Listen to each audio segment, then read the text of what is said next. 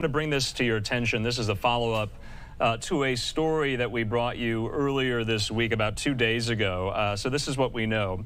Attorney General Merrick Garland will not be prosecuted for contempt of Congress because his refusal to turn over audio of President Biden's interview in his classified documents case, quote, did not constitute a crime. That's according to what the Justice Department said today. So in a letter to House Speaker Mike Johnson, a Justice Department official cited the department's longstanding policy not to prosecute for contempt of Congress officials who don't comply with subpoenas because of a president's claim of executive privilege. Now, remember, the House voted Wednesday to hold Garland in contempt of Congress for refusing to turn over the audio recordings of Biden's interview with a special counsel, Robert Hur, which the White House has accused Republicans of wanting only so they can chop them up and use them for political purposes. On the last day to comply with the Republicans' subpoena for the audio, the White House blocked the release by invoking executive privilege. Now,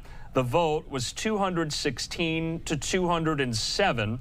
It fell along party lines, although one Republican, Congressman David Joyce of Ohio, voted against it. So we brought you this live in real time. I have the letter from the Department of Justice to Speaker of the House Mike Johnson in front of me, and it outlines and details why the Department of Justice says it will not prosecute Attorney General Merrick Garland for contempt of Congress. I'm going to read it as follows. The first paragraph says, Dear Speaker Johnson, as you know, the President asserted executive privilege and directed the Attorney General not to release materials subpoenaed by the House committees on the Judiciary and Oversight and Accountability Committees related to the investigation conducted by Special Counsel Robert Hur. Now, remember, the written transcript of these interviews, it's out there. It was released. The DOJ released it. But when it comes to the audio of those interviews between Biden